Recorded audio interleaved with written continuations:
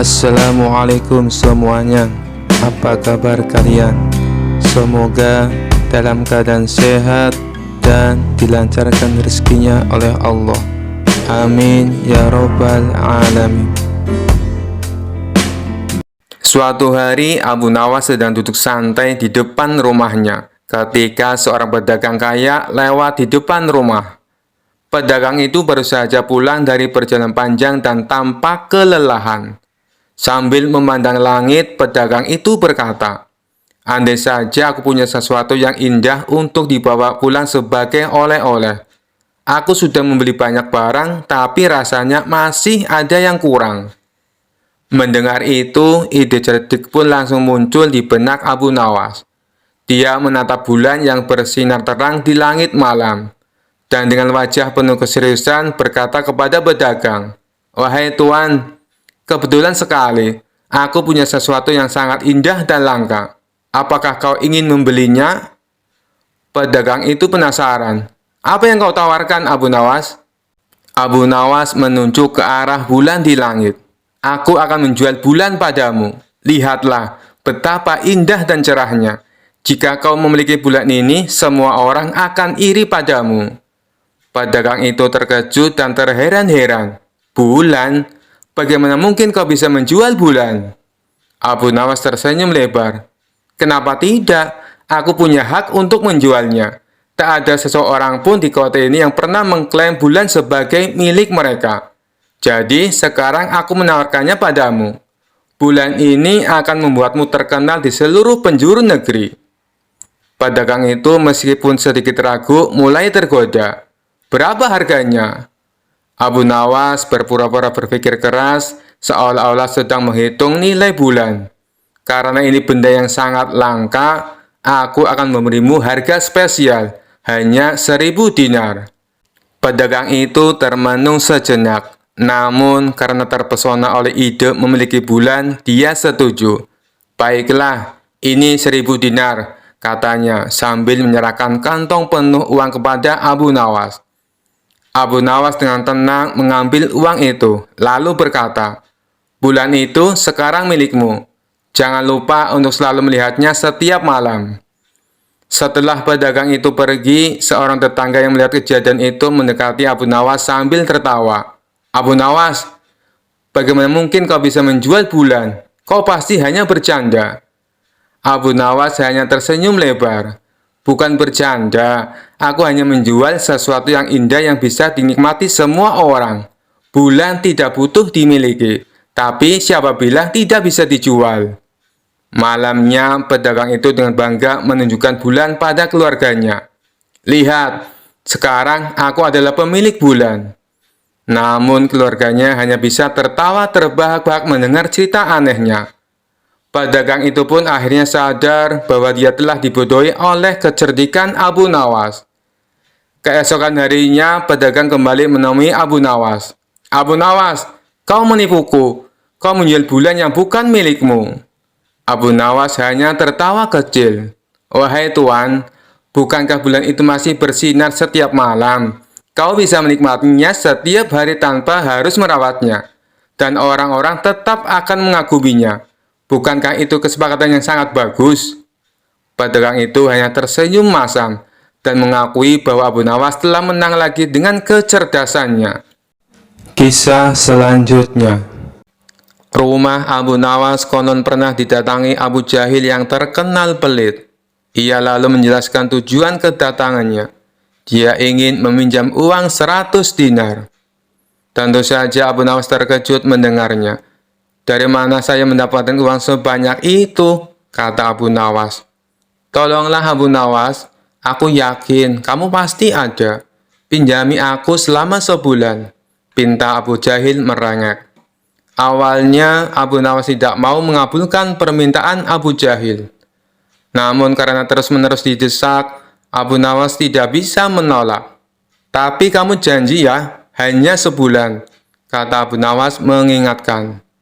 "Ya, saya berjanji Abu Nawas, bulan depan kebun saya panen. Saya pasti akan mengembalikan uang pinjaman saya," jawab Abu Jahil. Singkat cerita, setelah 1 bulan, Abu Jahil tidak pernah mengembalikan uang tersebut. Padahal saat itu kebun Abu Jahil sudah panen, dan hasil panennya melimpah ruah. Payah Abu Jahil, dia tidak menepati janjinya, batin Abu Nawas. Karena membutuhkan uang, Abu Nawas terpaksa pergi ke rumah Abu Jahil untuk menagih hutangnya. Bagaimana dengan janjimu, Abu Jahil? Katanya kamu akan mengembalikan uang itu dalam waktu sebulan, kata Abu Nawas. Abu Jahil menjawab bahwa dia tidak bisa membayar hutangnya. Ia beralasan bahwa uang hasil kebunnya digunakan untuk mengobati saudaranya yang sedang sakit. Jangan khawatir Abu Nawas, saya pasti akan membayar bulan depan, kata Abu Jahil. Mendengar jawaban Abu Jahil, Abu Nawas sangat kecewa. Akhirnya, dia pulang tanpa membawa uang sepeser pun. Beberapa hari kemudian, Abu Nawas mendengar kabar bahwa Abu Jahil sering mengundang teman-temannya untuk berpesta di rumahnya. Mendengar hal tersebut, Abu Nawas menjadi emosi. Kurang ajar, katanya dia kekurangan uang, tetapi dia malah sering mengadakan pesta, gerutu Abu Nawas. Abu Jahil pasti tidak akan membayar hutangnya, karena 1000 alasan. Akhirnya Abu Nawas mendapat ide untuk mengerjai Abu Jahil. Keesokan harinya, Abu Nawas pergi ke desa seberang untuk menemui sahabatnya. Dia mulai menyusun strategi dan meminta bantuan seorang teman. Setelah strateginya matang, Abu Nawas segera mendatangi rumah Abu Jahil. "Mengapa kamu ke sini, Abu Nawas? Aku kan sudah bilang, jika mengembalikan uangnya itu bulan depan," kata Abu Jahil. "Jangan salah paham Abu Jahil, aku ke sini bukan untuk menagih hutang. Aku ingin mengajakmu bertemu orang pintar," jawab Abu Nawas. "Memangnya ada perlu apa?" tanya Abu Jahil penasaran. "Ini Abu Jahil, di desa seberang katanya ada dukun pesugihan yang bisa membuat kita kaya. Aku ingin mencobanya ke sana," jawab Abu Nawas. "Benarkah? Baiklah Abu Nawas, aku ikut. Aku juga ingin kaya," kata Abu Jahil kegirangan mendengar adanya tawaran dukun pesugihan itu. Singkat cerita, Abu Nawas dan Abu Jahil tiba di rumah dukun pesugihan tersebut. Setelah memanggil keduanya, dukun itu bertanya, "Apa yang kamu lakukan di sini?" Abu Nawas kemudian mengutarakan keinginannya agar ia ingin kaya tanpa bekerja. "Ah, itu mudah, tapi ada syaratnya," kata sang dukun. "Apa syaratnya?" tanya Abu Nawas. "Syaratnya harus ada yang dikorbankan. Tapi jangan khawatir, korbannya tidak harus dari keluarga. Orang lain juga bisa dikorbankan. Tapi orang lain itu adalah orang yang terkait dengan hartamu," jawab sang dukun. "Apa maksudmu? Aku tidak mengerti," tanya Abu Nawas lagi. "Ya, misalnya siapapun yang berhutang uang kepadamu, orang itu dapat digunakan sebagai korban, meskipun dia bukan anggota keluargamu," jawab sang dukun. "Bagaimana jika orang itu tidak mau?" tanya Abu Nawas. "Kamu tidak perlu meminta izin kepada orang tersebut. Nanti ia akan jadi korban tanpa ia sadari, dan tiba-tiba mati dengan mengerikan," kata sang dukun menjelaskan. "Oh, aku mengerti. Baiklah, aku setuju," jawab Abu Nawas sambil memandang Abu Jahil. Abu Jahil yang merasa dikorbankan langsung gemetaran. Dukun itu kemudian mengajari Abu Nawas mantra sebagai ritual. Tengah malam, setelah kembali dari rumah sang dukun, Abu Nawas berkata di tengah jalan, "Abu Jahil, kamu tidak perlu mengembalikan hutang yang 100 dinar. Saya ikhlas." Mendengar hal itu, Abu Jahil langsung ketakutan. "Jangan Abu Nawas, saya akan mengembalikan uang kamu nanti. Tepatnya saat sampai di rumah saya. Nanti akan segera aku kembalikan," kata Abu Jahil dengan ketakutan. "Bukankah kamu kemarin mengatakan bahwa kamu kehabisan uang?" goda Abu Nawas. "Saya masih punya banyak uang, Abu Nawas. aku sengaja berbohong padamu, kata Abu Jahil. Akhirnya Abu Jahil segera mengembalikan uang pinjamannya kepada Abu Nawas di hari itu juga, sejumlah uang 100 dinar. Setelah diselidiki, terungkap bahwa dukun yang didatangi Abu Nawas dan Abu Jahil adalah sahabat Abu Nawas. Taktik ini sengaja diatur oleh Abu Nawas dan kawannya tersebut, agar Abu Jahil segera melunasi hutangnya. Kisah selanjutnya. Dikisahkan suatu hari di negeri 1001 malam Baghdad digelarlah acara hajatan besar. Sang Raja Harun al-Rasyid pun berniat merayakan pesta ulang tahun kerajaan bersama-sama dengan seluruh rakyatnya. Pada hari yang telah ditunggu tiba, rakyat Baghdad dikumpulkan di depan pendopo istana. Raja Harun sang penguasa berdiri dan berkata, "Wahai rakyatku yang tercinta, hari ini kita mengadakan pesta ulang tahun kerajaan. Aku akan memberi hadiah kepada para fakir miskin. Aku juga akan memberikan pengampunan kepada para tahanan di penjara, dengan mengurangi hukuman menjadi setengah dari sisa hukumannya," seru Baginda kepada rakyatnya. Mendengar ucapan sang raja, tentu rakyat Baghdad bersukaria. Mereka segera berpesta bersama dan menyantap aneka makanan yang telah disediakan.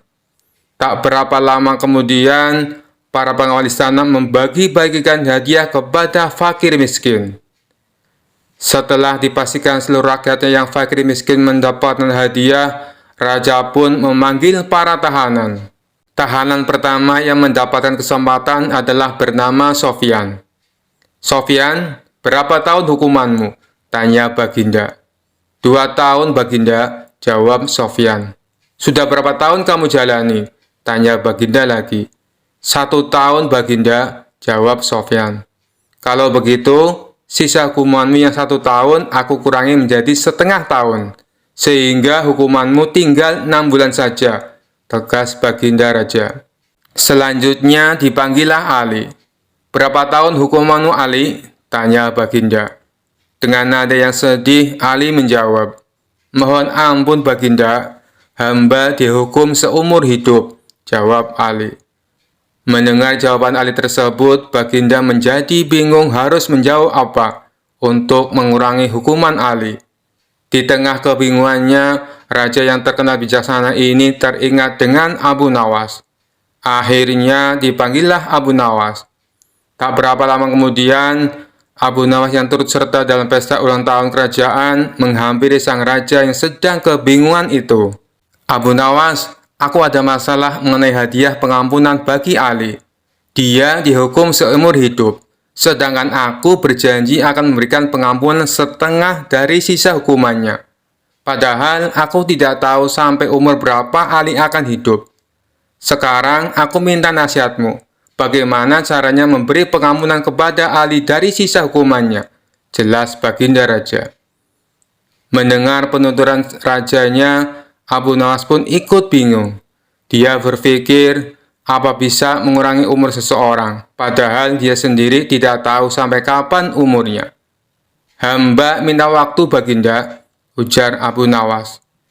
Mendengar permintaan Abu Nawas, raja pun akhirnya memberikan kesempatan kepada Abu Nawas untuk berpikir.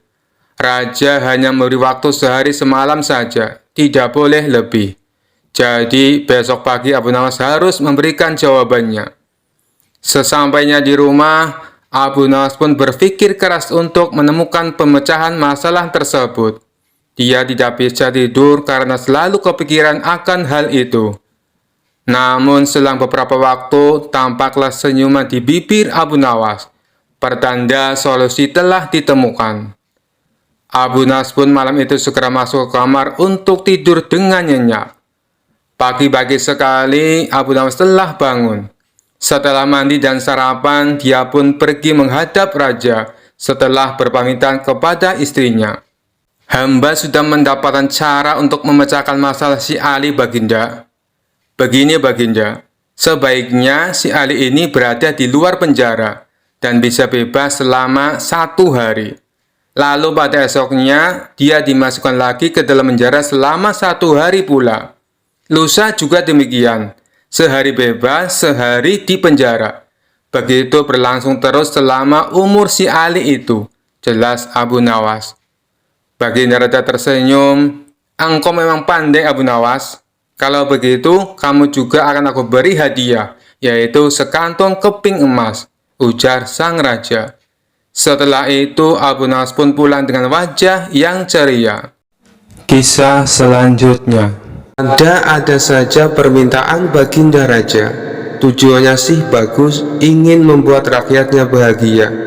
Tapi kalau caranya tidak masuk akal, tentu hal ini akan membuat pusing orang yang disuruhnya. Siapa lagi kalau bukan Abu Nawas? Suatu hari sang raja mengadakan sayembara menangkap matahari. Hal ini didasari oleh keluhan masyarakatnya yang merasakan betapa panas teriknya matahari kala itu. Hingga memasuki waktu yang ditentukan, tak ada seorang pun yang menyatakan kesanggupannya menangkap matahari. Sang raja pun lalu langsung menunjuk si cerdik Abu Nawas untuk menangani hal ini. "Cepat panggil Abu Nawas kemari. Ada tugas penting yang harus dia lakukan," perintah Baginda Raja kepada beberapa pengawalnya. Singkat cerita, datanglah Abu Nawas menghadap Baginda Raja. "Ampun Paduka yang mulia, ada gerangan apa Paduka memanggil hamba?" tanya Abu Nawas. "Begini Abu Nawas, beberapa hari ini saya mendapatkan banyak pengaduan dari rakyatku," jawab Baginda Raja.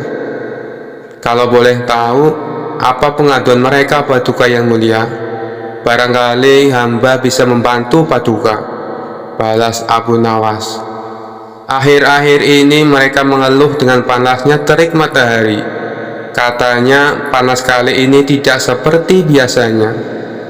Hal inilah yang membuat mereka tidak kuat berlama-lama bekerja di ladang," tutur Baginda Raja. "Lalu menurut Paduka sendiri, apa solusinya?" tanya Abu Nawas. "Saya ada ide.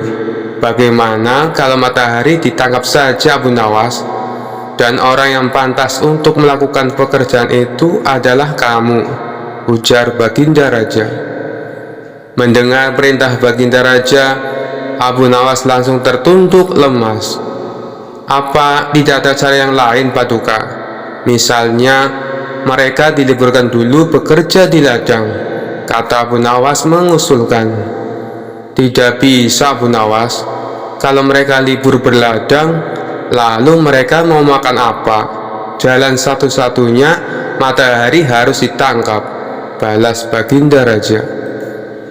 Abu Nawas hanya terdiam. Dalam hati ia berkata, "Bagaimana mungkin matahari bisa ditangkap? Pekerjaan yang mustahil dilakukan." Namun karena ini adalah titah Baginda Raja, mau tidak mau Abu Nawas harus menerimanya. "Sekarang kamu pulang dulu Abu Nawas, dan besok kamu harus kembali ke sini untuk menangkap matahari. Kalau kamu tidak bisa melakukannya, kamu akan menerima hukuman," titah Baginda Raja. Tibanya di rumah, Abu Nawas terus memikirkan cara supaya ia bisa lepas dari hukuman. Ia terus memutar otaknya hingga tengah malam.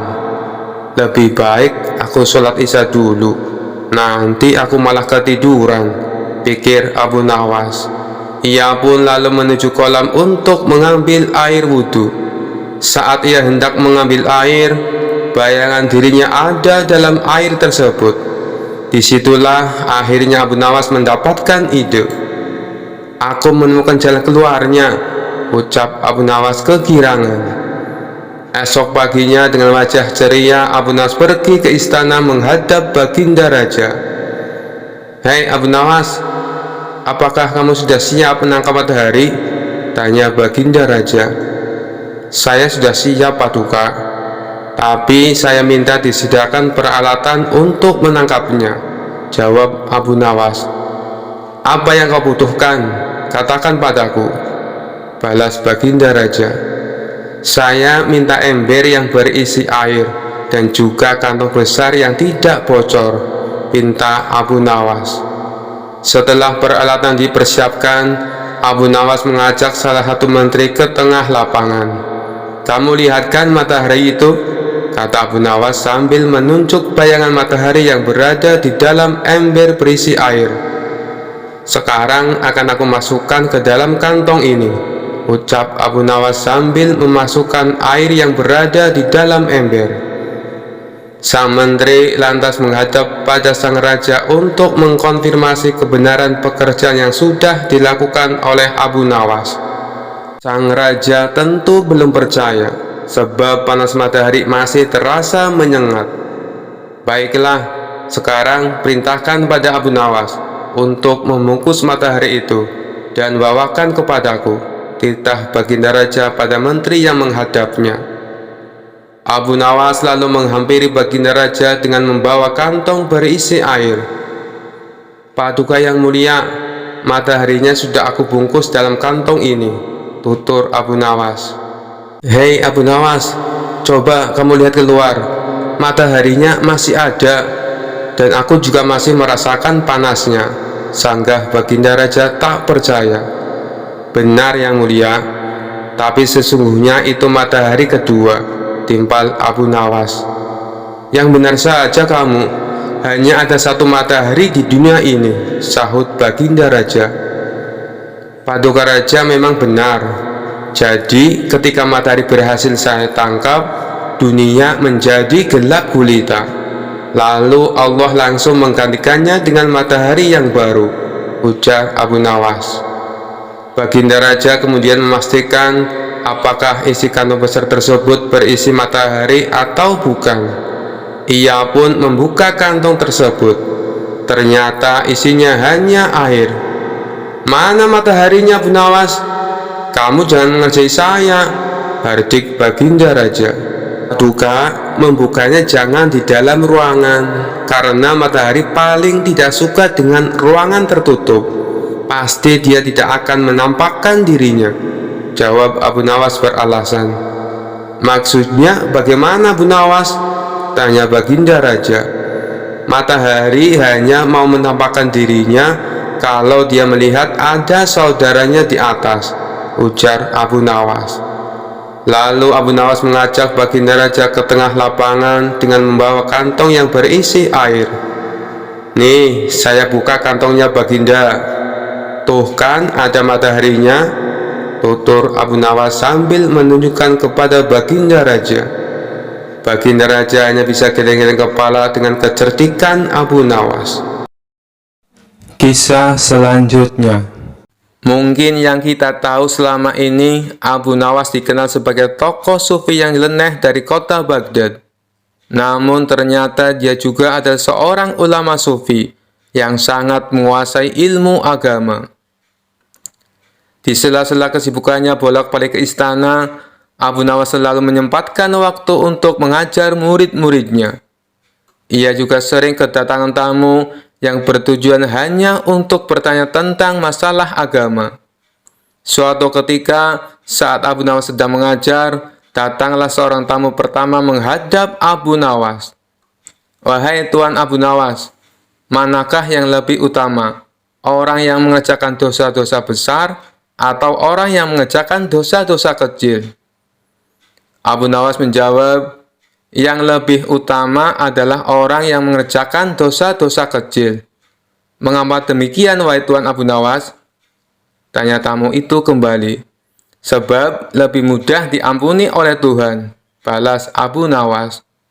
Tamu pertama itu pun merasa puas dengan jawaban Abu Nawas, karena sejatinya ia yakin memang seperti itu.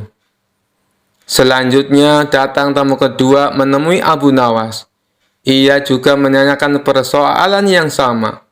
"Wahai Tuan Abu Nawas, manakah yang lebih utama? Orang yang mengerjakan dosa-dosa besar atau orang yang mengerjakan dosa-dosa kecil?" Abu Nawas menjawab, "Orang yang tidak mengerjakan keduanya." "Mengapa demikian, wahai Tuan Abu Nawas?" tanya tamu itu kembali. "Dengan tidak mengerjakan keduanya, tentu tidak memerlukan pengampunan dari Tuhan. jawab Abu Nawas. Tamu kedua itu pun bisa menerima dan memahami atas jawaban Abu Nawas itu. Tidak lama berselang, datang tamu ketiga menemui Abu Nawas. Tamu tersebut juga menanyakan hal yang sama. Wahai Tuan Abu Nawas, manakah yang lebih utama? Orang yang mengerjakan dosa-dosa besar atau orang yang mengerjakan dosa-dosa kecil?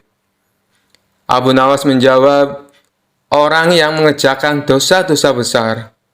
Mengamat demikian, wahai Tuan Abu Nawas? Tanya tamu itu kembali. Sebab pengampunan Allah kepada hambanya sebanding dengan besarnya dosa hamba itu, jawab Abu Nawas. Mendengar jawaban Abu Nawas membuat tamu ketiga ini puas. Ia pun lalu pamit pulang. Ternyata selama Abu Nawas menerima ketiga tamu tersebut, ada salah satu muridnya yang selalu memperhatikan percakapan antara Abu Nawas dan tamu-tamunya itu. Sang murid merasa bingung dengan jawaban gurunya. Kenapa satu pertanyaan yang sama, tapi jawabannya berbeda-beda? Karena merasa penasaran, ia pun memberanikan diri menanyakan hal itu kepada Abu Nawas selaku gurunya. Wahai Tuan Guru, saya perhatikan dari awal, kenapa Tuan Guru memberikan jawaban yang berbeda? Padahal ketiga tamu tadi menanyakan persoalan yang sama. Abu Nawas hanya tersenyum mendengar pertanyaan muridnya itu. Ia pun lalu menjelaskan, wahai anakku, manusia itu dibagi menjadi 3 tingkatan. Tingkatan yang pertama adalah tingkatan mata. Tingkatan yang kedua adalah tingkatan otak. Dan tingkatan yang terakhir atau tingkatan yang ketiga adalah tingkatan hati. Adapun tamu yang pertama datang tadi, tingkatannya adalah tingkatan mata. Wahai Tuan Guru, tingkatan mata itu apa? Tanya si murid penasaran. Abu Nawas menjelaskan, tingkatan mata ibarat anak kecil yang melihat bintang di langit. Ia mengatakan bintang itu kecil, karena ia melihatnya hanya menggunakan mata. Sedangkan tamu kedua yang datang tadi, tingkatannya adalah tingkatan otak. Tingkatan otak? Apa itu tingkatan otak, wahai Tuan Guru? Tanya si murid kembali. Tingkatan otak ibarat orang pandai yang melihat bintang. Ia pasti akan mengatakan bintang itu besar, karena ia memang memiliki pengetahuan, jawab Abu Nawas. Dan tamu yang terakhir datang tadi atau tamu yang ketiga, dia tingkatannya adalah tingkatan hati, lanjut Abu Nawas. Lalu, apa itu tingkatan hati, wahai Tuan Guru? Tanya si murid. Tingkatan hati ibarat orang pandai dan mengerti, yang melihat bintang di langit.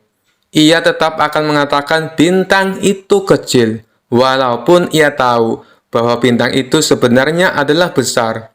Karena bagi orang yang mengerti, tidak ada sesuatu apapun yang besar, melainkan dengan kemahabesaran Allah Subhanahu wa Ta'ala, jawab Abu Nawas. Setelah mendengar semua penjelasan gurunya itu, si murid menjadi paham kalau gurunya memberi jawaban sesuai dengan kapasitas orang yang bertanya.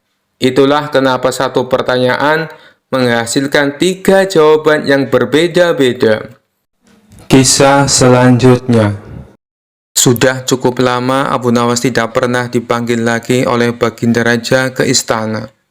Sejenak Abu Nawas pun berpikir, bagaimana cara agar dirinya dipanggil ke istana oleh Baginda Raja. Hal ini bukan karena Abu Nawas kangen dengan Baginda Raja, tetapi karena pundi-pundi penghasilnya sudah mulai kosong. Sebab hadiah dari Baginda Raja sudah tidak pernah lagi ia terima selama ini. Kondisi rumah tangga yang demikian tentu tidak boleh dibiarkan begitu saja, pikir Abu Nawas. Sehingga Abu Nawas pun mulai mencari berbagai cara agar dipanggil ke istana oleh Baginda Raja. Lama berpikir, tiba-tiba hujan turun yang begitu derasnya, sehingga Abu Nawas berlari ke dalam rumahnya. Dalam keadaan yang basah kuyup, Abu Nawas berpikir, Bukankah hujan adalah rahmat? Kenapa aku harus lari menghindarinya? Dari situlah Abu Nawas mendapatkan ide agar dipanggil Baginda Raja ke istana. Maka keesokan harinya, Abu Nawas langsung menjalankan aksinya, supaya bisa segera dipanggil oleh Baginda Raja. Abu Nawas pergi ke pasar dan berdiri di tengah-tengah keramaian, lalu berkata seperti orang yang beraliran sesat, "Wahai umat manusia, saya Abu Nawas adalah orang yang sangat membenci pada yang hak dan suka kepada yang fitnah. Dan saya adalah orang yang lebih kaya dibandingkan Allah," ujar Abu Nawas berkali-kali.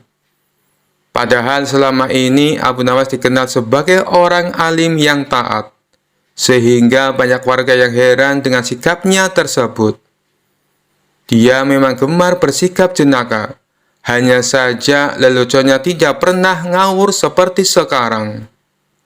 Akhirnya warga yang merasa tidak suka mendengar perkataan Abu Nawas, maka ulah Abu Nawas tersebut langsung diadukan ke Baginda Raja. Mendengar pengaduan para warga, Baginda Raja pun menjadi geram dan memerintahkan prajurit untuk segera menangkap Abu Nawas. Setibanya Abu Nawas di istana, Baginda Raja langsung membentaknya dengan sangat keras dengan penuh amarah. "Kamu sudah murtad, Abu Nawas. Perkataanmu bukan lagi lelucon, dan ini tidak bisa lagi dibiarkan. Kamu harus masuk penjara," kata Baginda Raja kepada Abu Nawas. Kemudian Abu Nawas pun mempertanyakan kesalahannya kepada Baginda Raja. "Memangnya salah saya apa, Baginda Raja?" kata Abu Nawas pura-pura bertanya. "Bukankah tadi di pasar kamu mengatakan bahwa kamu tidak suka dengan yang hak atau kebenaran, malah kamu menyukai yang fitnah? Belum lagi kamu mengatakan kamu mengaku lebih kaya dari Allah. Kamu bilang begitu kan?" kata Baginda Raja sambil marah. Abu Nawas pun tidak banyak bicara, dia langsung mengakui perbuatannya tersebut. Kemudian Baginda Raja bertanya kembali, "Mengapa engkau berkata begitu? Sudah kafirkah engkau?" tanya Baginda Raja lagi. Tapi dengan entengnya Abu Nawas menjawab pertanyaan dari Baginda Raja. Saya kira Baginda Raja juga seperti saya. Baginda pasti membenci perkara yang hak," kata Abu Nawas. Kemudian sang raja pun menjadi tambah marah dan mengatakan Abu Nawas sangat kurang ajar. Selanjutnya, Abu Nawas menjelaskan maksud dari perkataannya tersebut. "Jangan marah dulu, wahai Paduka yang mulia. Dengarkan dulu keterangan saya," kata Abu Nawas. "Keterangan apa lagi yang ingin kau jelaskan? Sebagai seorang muslim, aku membela dan bukan membenci perkara yang hak. Kamu harus tahu itu," ujar Baginda Raja. Kemudian Abu Nawas mulai berkata sambil menjelaskan maksudnya kepada Baginda Raja. "Begini Paduka yang mulia, setiap ada orang yang membacakan talqin, saya selalu mendengar bahwa mati itu hak dan neraka itu hak. Nah, siapakah orangnya yang tidak membenci mati dan neraka yang hak itu? Tidakkah Baginda juga membencinya seperti aku?" kata Abu Nawas. Akhirnya Baginda Raja pun langsung terdiam ketika mendengar penjelasan itu dari Abu Nawas sembari berkata seperti ini. "Tapi bagaimana dengan pernyataanmu yang menyukai fitnah?" tanya Baginda lagi ingin tahu. Kemudian Abu Nawas pun kembali menjawab dengan jawaban yang membuat Baginda Raja terkejut. "Bukan hanya saya saja Baginda, tapi Baginda pasti juga menyukai fitnah," kata Abu Nawas. "Baginda barangkali lupa bahwa di dalam Al-Quran disebutkan, harta benda dan anak-anak kita adalah fitnah. Padahal Baginda juga menyenangi harta dan anak-anak, seperti halnya saya. Benar begitu Paduka yang mulia?" lanjut Abu Nawas. Baginda Raja pun hanya membenarkan perkataan Abu Nawas dan mengangguk-anggukkan kepalanya lagi. Kemudian Baginda Raja bertanya kembali kepada Abu Nawas, "Lalu bagaimana dengan pernyataanmu yang mengaku lebih kaya daripada Allah? Apakah kamu sudah sinting?" Kamu tahu kan, kalau Allah itu maha kaya dan maha segala-galanya, kata baginda raja kepada Abu Nawas. Kemudian Abu Nawas pun kembali menjawab pertanyaan dilontarkan baginda raja. Anak adalah kekayaan. Baginda pasti tahu itu. Sedangkan Allah tidak mempunyai anak. Saya mempunyai anak, berarti saya lebih kaya daripada Allah. Karena Allah tidak beranak dan tidak diperanakan, kata Abu Nawas menjelaskan kepada baginda raja. Baginda lagi-lagi hanya bisa terdiam, sebab semua yang dikatakan oleh Abu Nawas memang benar adanya. Kamu memang benar, Abu Nawas, tapi apa maksudmu berkata seperti itu di tengah pasar, hingga membuat keonaran? Tanya baginda raja kepada Abu Nawas. Kemudian Abu Nawas pun menjawab tujuan dari perbuatannya tersebut di pasar. Tujuan saya adalah supaya ditangkap dan dihadapkan kepada yang mulia. Karena hanya inilah satu-satunya cara agar hamba bisa bertemu yang mulia, ujar Abu Nawas. Kemudian baginda pun bertanya kepada Abu Nawas tentang tujuannya yang ingin menemui dirinya. Dan Abu Nawas pun menjawab dengan santainya, agar mendapat hadiah, kata Abu Nawas cengengesan. Suasana yang tadinya tegang kemudian menjadi penuh gelak tawa, dan baginda raja pun berkata seperti ini, Abu Nawas, ada-ada saja kamu, kata baginda raja. Baginda raja pun akhirnya sadar bahwa selama ini ia jarang mengundang Abu Nawas ke istana.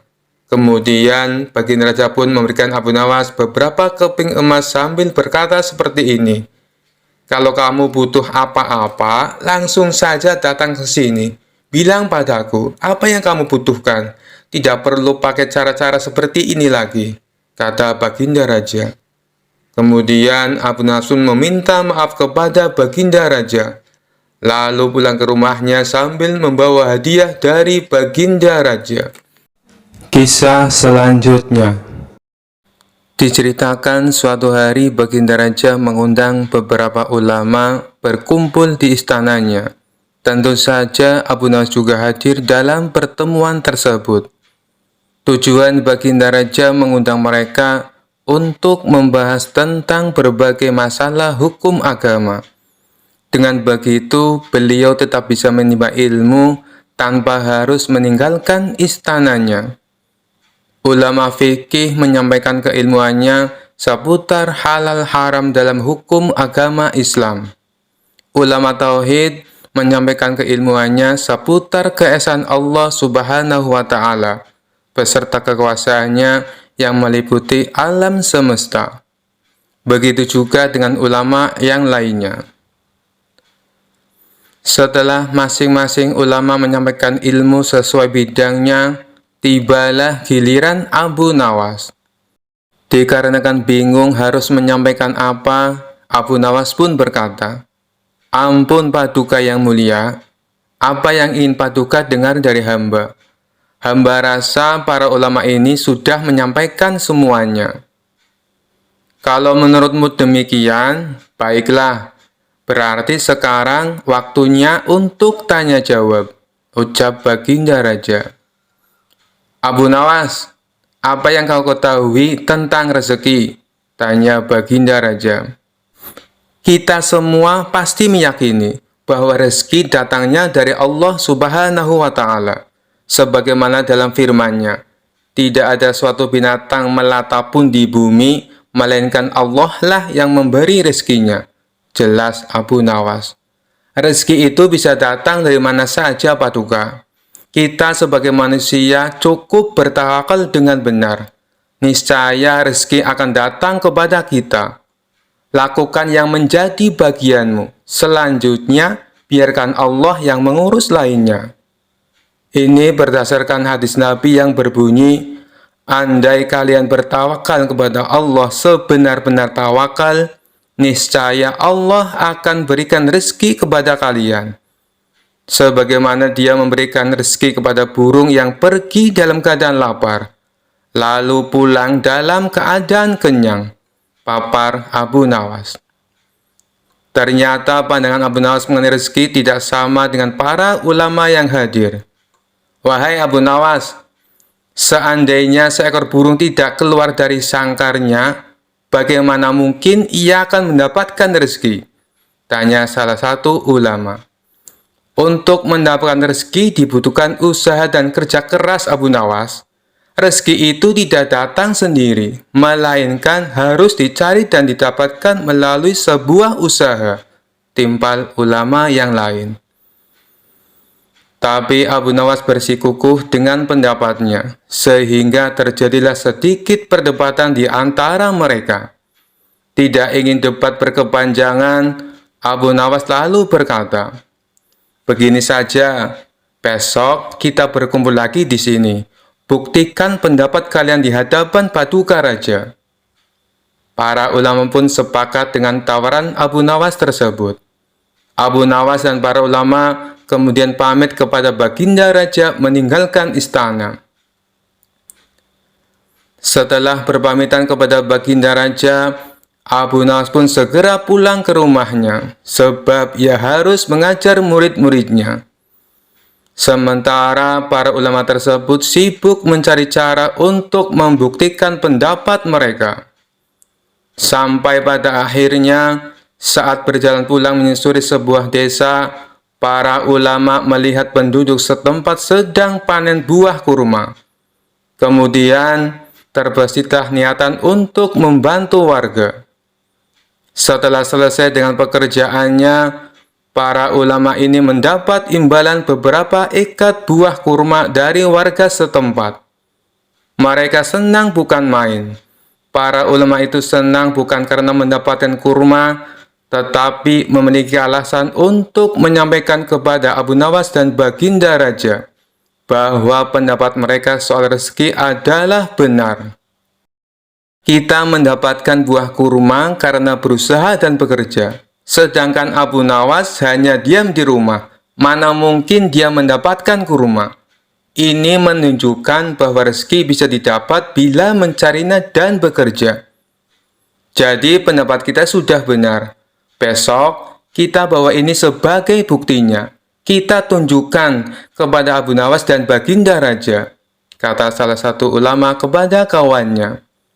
Maka pada keesokan harinya, para ulama ini datang ke istana.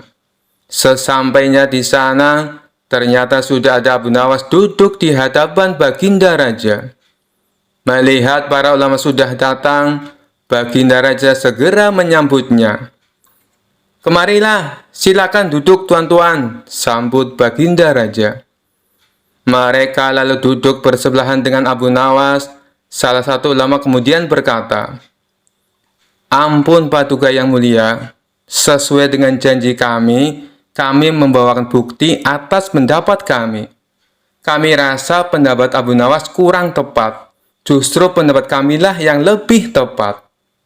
Mendengar hal itu, Baginda Raja pun bertanya, "Bukti apa yang kalian bawa?" Para ulama ini segera menunjukkan beberapa ikat buah kurma, lalu meletakkannya di hadapan Abu Nawas dan Baginda Raja. "Buah kurma ini kami dapat karena kemarin kami bekerja membantu warga panen kurma.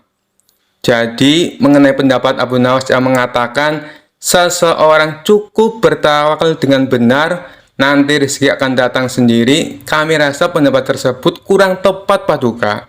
Pendapat kamilah yang lebih tepat, karena rezeki itu harus dicari. Seandainya kami tidak bekerja membantu warga, kurma ini tentu tidak akan sampai di tangan kami. Sedangkan Abu Nawas kemarin hanya berdiam diri di rumah. Apakah Abu Nawas mendapat kurma seperti kami? Tentu saja tidak Paduka, karena kemarin Abu Nawas tidak bekerja," kata ulama menjelaskan. "Yang kalian katakan itu benar sekali. Aku sependapat dengan kalian," sahut Baginda Raja. "Bagaimana denganmu Abu Nawas? Apakah kamu masih membantahnya?" tanya Baginda Raja. Mendengar hal itu, Abu Nawas hanya tersenyum seraya mengambil kurma dan mencicipinya. Kemudian ia berkata, "Kemarin aku memang hanya di rumah seharian. karena aku harus mengerjakan tugasku sebagai guru, yaitu mengajar murid-muridku. Hari ini, saat kalian bercerita tentang kurma, tiba-tiba saya jadi kepengin. Alhamdulillah, kalian datang bukan hanya membawa ceritanya, tapi juga buah kurmanya untukku. Bukankah ini juga bagian dari rezeki yang datang tanpa sebab? Seperti yang hamba ucapkan dulu Paduka, cukup dengan tawakal yang benar kepada Allah. Niscaya Allah akan berikan rezeki. Lakukan yang menjadi tugasmu. Selanjutnya, biarkan Allah yang mengurus lainnya. Hamba melakukan tugas sebagai guru. Lalu Allah mengirim kalian membawakan kurma untukku. Ucap Abu Nawas tidak mau kalah. Mendengar penjelasan Abu Nawas, para ulama pun langsung tertawa satu sama lain. Kamu memang cerdik Abu Nawas, puji Baginda Raja. Sementara para ulama ini meskipun berbeda pendapat, tidak saling menyalahkan dan membenarkan pendapatnya sendiri. Begitulah indahnya Islam, apabila saling menghormati perbedaan pendapat. Kisah selanjutnya. Diceritakan ada seorang musafir datang ke istana menemui Baginda Raja. Ia mengaku punya sebuah teka-teki yang tidak pernah terpecahkan oleh siapapun. Baginda Raja yang memang suka dengan permainan tersebut meminta si musafir untuk menunjukkan teka-tekinya. Apakah teka-tekimu berupa pertanyaan? Tanya Baginda Raja. Bukan Paduka yang mulia, jawab si musafir. Baiklah, coba tunjukkan padaku. Barangkali aku bisa menebaknya. Balas Baginda Raja. Kemudian si musafir membuat garis lingkaran dengan menggunakan tongkatnya. Silahkan Paduka, jawab si musafir. Apa yang harus aku jawab? Bukankah itu hanya sebuah lingkaran? Tanya Baginda Raja bingung. Jawabannya bukan dengan kata-kata Paduka, tapi Paduka harus membuat garis di antara lingkaran itu. Jelas si pemuda. Mendengar hal itu, Baginda Raja bertambah bingung. Akhirnya, Baginda Raja mengundang para pejabat istana dan seluruh orang terbelajar untuk menjawab teka-teki yang aneh itu. Akan tetapi, mereka semua tidak ada yang bisa menebaknya. Jangankan untuk menebak, untuk memahami maksud teka-tekinya saja, mereka sama sekali tidak tahu. Hal ini membuat Baginda Raja menjadi marah. Jika kalian tidak dapat menjawab teka-teki orang ini, maka aku akan berikan seluruh kekayaan kalian kepadanya. Ancam Baginda Raja. Seluruh pejabat istana dan orang-orang terbelajar pun mulai gelisah. Lalu mereka meminta waktu 24 jam untuk memahami teka-teki tersebut.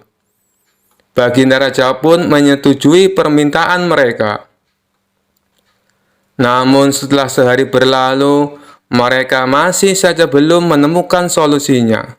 Bagaimana? Apakah kalian sudah mendapatkan jawabannya?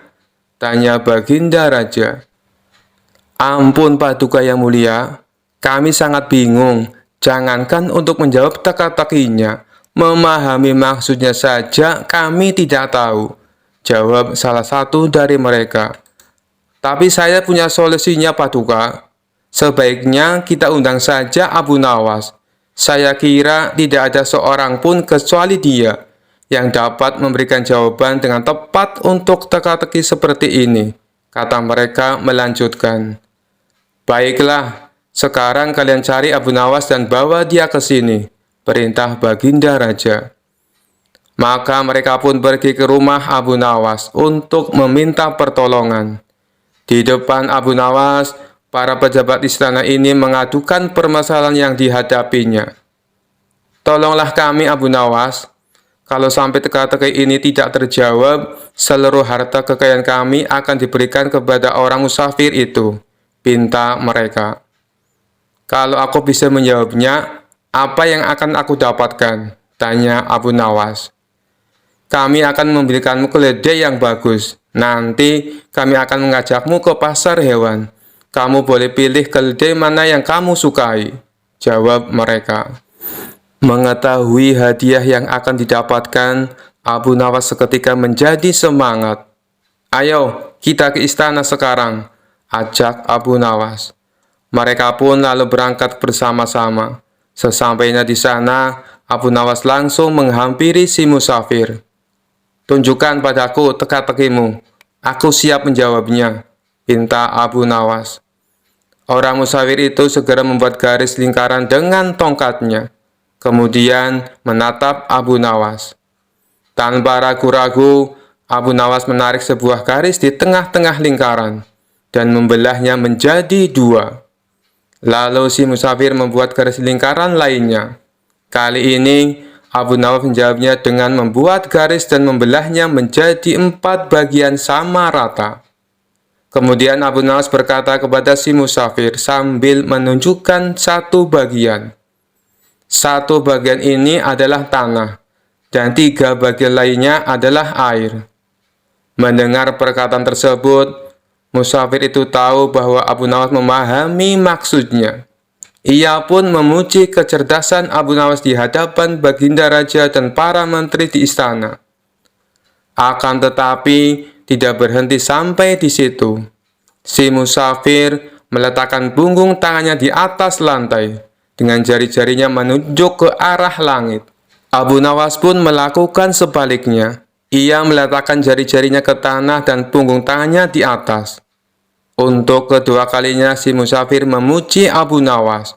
Lalu ia berkata kepada Baginda Raja, "Paduka Raja harusnya bangga memiliki orang pandai seperti dia."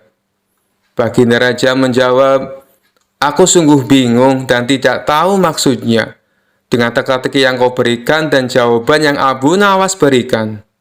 Kemudian si musafir menjelaskan, "Begini Paduka yang mulia, aku menggambar sebuah lingkaran. Maksudku adalah menunjukkan bahwa bumi adalah bulat." Abu Nawas lalu menjawabnya dengan membelah garis lingkaran itu menjadi 2 bagian. Dia hendak menunjukkan padaku bahwa dia juga percaya bahwa bumi itu memang bulat. Makanya dia membelahnya menjadi 2 bagian untuk menunjukkan arah utara dan selatan. Dan garis lingkaran yang aku buat kedua kalinya, Abu Nawas lalu membelahnya menjadi 4 bagian. Dia juga mengatakan padaku, 1 bagian adalah tanah dan 3 bagiannya adalah air. Apa yang dikatakan Abu Nawas adalah benar. Dan sewaktu saya meletakkan punggung tangan di atas lantai dengan jari-jarinya menunjukkan arah langit, maksudku adalah untuk menunjukkan pertanyaan tentang tanaman yang tumbuh dan bagaimana tanaman itu bisa tumbuh. Lalu dijawab oleh Abu Nawas, dia meletakkan jari-jarinya menghadap ke bawah lantai dengan punggung tangannya di atas. Maksudnya adalah dia ingin menunjukkan bahwa jawabannya adalah hujan dan sinar matahari. Setelah mendengar penjelasan tersebut, Baginda Raja tak habis pikir. "Seumur-umur aku baru tahu teka-teki itu. Ini sangat membingungkan tapi penuh makna, dan sama sekali tak terpikirkan olehku. Hanya orang-orang tertentu saja yang bisa menjawabnya," ujar Baginda Raja. "Oleh karena itulah, Paduka semestinya bangga. Di negeri Paduka ada orang cerdas seperti Abu Nawas," timpal si musafir. Karena salut dengan kecerdasan Abu Nawas, Baginda Raja memberinya hadiah berupa pundi-pundi uang. Sementara para pejabat istana yang terselamatkan oleh Abu Nawas mengucapkan terima kasih dan memberikannya seekor keledai. Kisah selanjutnya. Dikisahkan ada seorang anak kecil yang ingin mengalahkan Abu Nawas dalam permainan tebak-tebakan.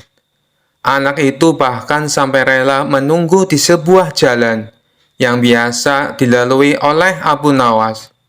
Tidak berapa lama lewatlah Abu Nawas yang baru pulang dari kebun.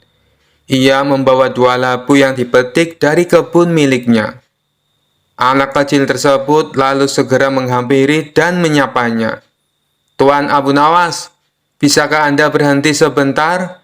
pinta si anak. Abu Nawas pun menghentikan langkahnya, menuruti permintaan anak kecil itu. Ada apa memangnya? Tanya dia. Begini Tuan Abu Nawas, Anda kan sangat terkenal cerdik, juga pandai. Oleh karena itu, aku ingin menantang Anda main sebuah tebak-tebakan, kata si anak penuh percaya diri. Boleh, apa peraturannya? Tanya Abu Nawas. Apabila Tuan Abu Nawas tidak bisa menjawab tebakanku, maka buah labu yang ada di tangan Anda jadi milikku, ujar si anak kecil. Baik, silakan. Apa tebak-tebakanmu? Ucap Abu Nawas. Coba tebak. Burung kecil yang ada dalam genggaman tanganku ini hidup atau mati? Kalau Tuan Abu Nawas menjawab salah, maka buah labunya jadi milik saya, kata si anak kecil. Dengan wajah tersenyum, Abu Nawas mengangguk setuju. Lalu ia pun menjawab, burung kecil dalam genggamanmu sudah mati. Mendengar jawaban tersebut, si anak kecil senang sekali. Anda salah, Tuan Abu Nawas, teriak dia kegirangan. Lalu membuka genggaman tangannya dan membiarkan burungnya terbang dengan bebas. Oh iya, aku salah. Baiklah, buah labu ini menjadi milikmu, balas Abu Nawas dengan tersenyum bahagia. Si anak kecil merasa heran, kenapa Abu Nawas malah terlihat gembira. Tapi di lain pihak, ia mendapat 2 buah labu tanpa harus membelinya. Dengan wajah ceria, si anak kecil kemudian membawa pulang buah labu pemberian Abu Nawas itu. Setibanya di rumah, ayah si anak lantas bertanya tentang 2 buah labu yang dibawanya. Dari mana kamu mendapatkan itu? Tanya sang ayah. Anak tersebut dengan bangganya menceritakan bahwa dirinya telah mengalahkan Abu Nawas main tebak-tebakan. Lalu buah labu yang dibawanya adalah hadiah atas kemenangannya. Memangnya tebakan apa yang kau berikan, sehingga membuat Tuan Abu Nawas tidak bisa menjawabnya? Tanya ayahnya penasaran. Si anak lalu memberitahu tebak-tebakan yang diberikan kepada Abu Nawas. Tanpa disangka, ayahnya menjadi sangat marah. Beliau lalu berkata, kamu mengira kamu betul-betul menang? Kamu itu kalah. Si anak pun menjadi sangat bingung dengan ucapan ayahnya. Sang ayah lalu memerintahkan untuk mengembalikan buah labunya.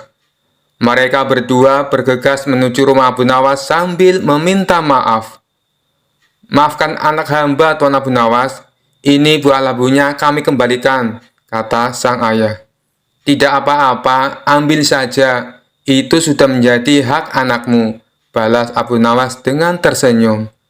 Terima kasih Tuan Abu Nawas, kami mohon pamit, ucap sang ayah. Dalam perjalanan pulang, si anak meminta penjelasan kepada ayahnya.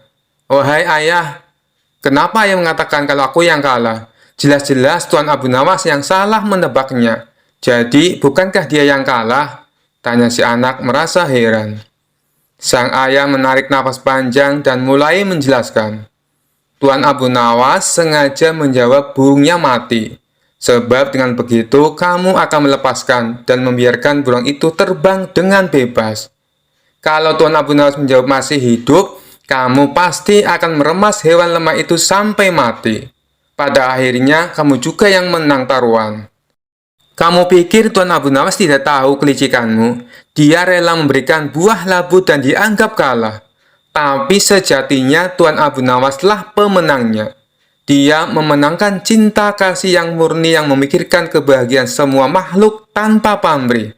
Sedangkan bagi yang egois hanya memikirkan apa yang akan didapatkan. Setelah mendengar penjelasan sang ayah, si anak pun menyadari akan kekeliruannya. Kisah selanjutnya. Suatu hari datanglah 3 orang desa menghadap Sultan Harun al-Rasyid di istana. Sultan Harun al-Rasyid yang waktu itu sedang duduk berbincang-bincang dengan para pejabat tinggi, langsung saja mempersilahkan ketiga orang itu untuk masuk. Setelah 3 orang itu membungkuk, salah seorang di antara mereka berkata, Ampun beribu ampun Baginda, karena kami telah mengganggu perbincangan Baginda dengan para pejabat yang lain. Tidak, kalian tidak mengganggu. Kami malah senang dengan kedatangan kalian. Memangnya ada apa kalian menghadapku? Adakah persoalan yang ingin kalian sampaikan? Begini Baginda, saya Ahmad mempunyai 2 ekor kambing betina. Zulfikar mempunyai seekor kambing jantan, sedangkan Zubair tidak mempunyai kambing. Karena itulah Zubair yang setiap hari harus bekerja mengembalakan kambing. Apabila ketiga kambing itu beranak pinak, maka pembagian keuntungannya juga telah kami sepakati, yakni saya mendapat separuh dari jumlah kambing.